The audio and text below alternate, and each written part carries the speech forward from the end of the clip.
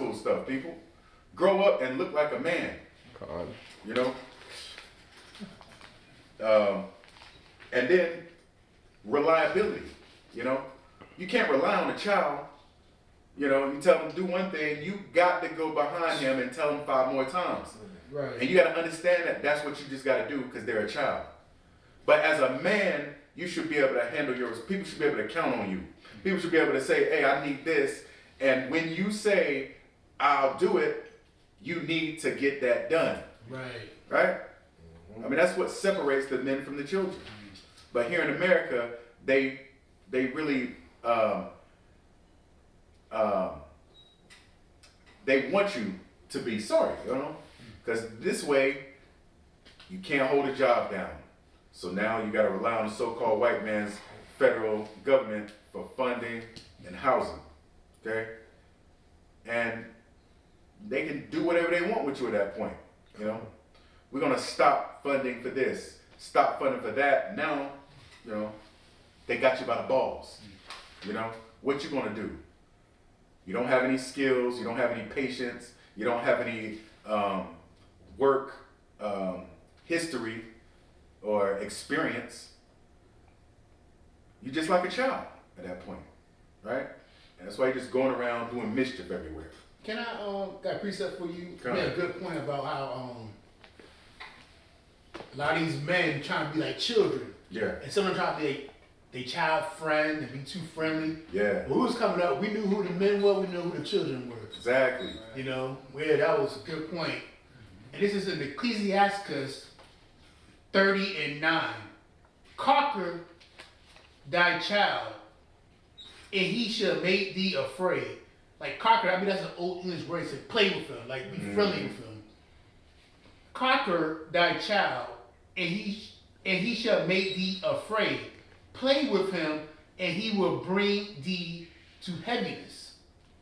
Laugh not with him, lest thou have sorrow with him, and lest thou gash thy teeth in the end. Right. Give him no liberty in his youth, and weep not at his follies. Bow down his neck while he is young, and beat him on the sides while he's a child, lest he wax stubborn and be disobedient unto thee, and shall bring sorrow to thy heart. Chastise thy son, and hold him to labor, lest his lewd behavior be offense unto thee. Beautiful. Yep, I'm gonna bring that out too. Oh, my bad. Nah, So that's good, the yeah. spirit, man. That's on point. Right on point. Yes, sir. Yeah, because, you know, you think it's a game out here until your child is taller than you and now he don't listen to you. Right? It ain't fun now. See that? So let's go there right now, matter of fact. But let's start at 1 through 3. Ecclesiastes chapter 30 and 1 through 3. You want to jump down to 7. Ecclesiasticus chapter 30 and verse 1. He that loveth his son causeth him oft to feel the rod, that he may have joy of him in the end. That's right. You have got to discipline your child when they're young if you want to have a good relationship with them, i.e. be respected by them when they get older, right? Because you can't have a good relationship with somebody who don't listen to what you say, they don't do what they're supposed to do, right? You got to go around cleaning up their messes all the time. You can't have a good relationship then, right? Go ahead. He that chastiseth his son shall have joy in him, and shall rejoice of him among his acquaintance. That's right. You know, you can be proud. You want to show off your picture of your child, talk about all the stuff that he's done, right? But that can't happen unless you've been on him, right? Been on his neck about handling his business, finishing what he starts, right?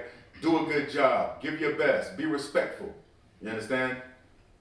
It just doesn't work, you know. Your friend, your best friend child will end up being your enemy. Okay? Go ahead. He that teacheth his son grieveth the enemy. Right. So when you teach your son to live right, so-called white man ain't gonna like that. When he has that strong foundation and he can't be persuaded to be a pansexual Right. or a damn one of them other fanciful wicked words that Karab educated us about in his lesson, that's a detriment to the so-called white man and his system, right? We got a strong Israelite man here. That is the so-called white man and other nations' worst nightmare, right? So, let's read on. He that teacheth his son grieveth the enemy, and before his friends he shall rejoice of him. That's right. Proud of your son, proud of your daughter, right? And their accomplishments and how respectful they are and how, look how he dressed. He's, he don't look like a damn YN. You know what I'm saying? He looks like a fine young man, Or look at her, look how nice she's dressed. She looks like a fine young lady, a nice young lady, not like a young prostitute, right? A little, a whore in training. Right? Just like in one of Karatazar's lesson he recently brought out, where it tells the men, don't turn your children, don't make your daughter to be a whore. Right. Or your whole city's gonna fall into whoredom. Mm-hmm. So we got an obligation to our children, people, particularly if you're a so-called black, Hispanic, or Native man, woman, man or woman, right? Women, it's your obligation to get along with your husband. Get on his program, support him, I want to say keep him in line, but help him stay in line. You know what I'm saying? So that your household can be more effective, okay? Because every woman, they want to cook and clean for their family and, go to their children's schools and do this and that. And even though America has done brainwashed our women to believe that's not what they want, they usually find out around 40 when it's run out of time that it is what they want. But guess what? Now a man don't want you because you're destroyed. It made me think about Godal's lesson that he brought out recently where he talked about his uncle was at the church and it was schooling him that, hey, all these women out here in this church is nothing but a bunch of nasty whores, right? And it's like, what? But these are older women. Well, yeah, but they ain't always been older women. They used to be young hoes. And ain't that what what the girls call themselves now? I'm a young hoe. Just like a YN, a young nigga. Mm-hmm. You got young niggas and young hoes now. It's terrible. It's terrible. So, it will behoove you to discipline your children and to lead them by a good example. Not just giving a bunch of lip service. All right? Let's read on. All right. Ecclesiasticus chapter 30 and verse 7 now. He that maketh too much of his son shall bind up his wounds, and his bowels will be troubled at every cry. Mm. Right.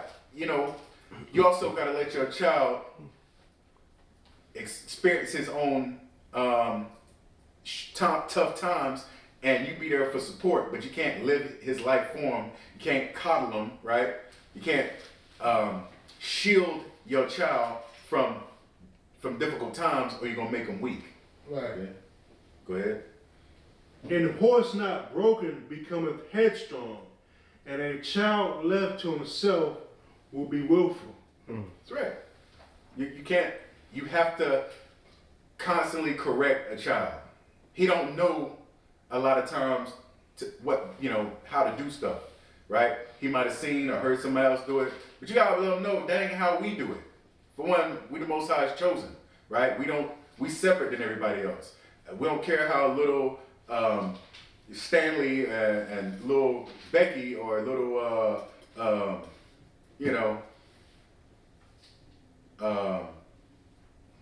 so-called white woman, white man, and the other nations, how they raise their children, we separate from that, right? Because we're holy to the Most High.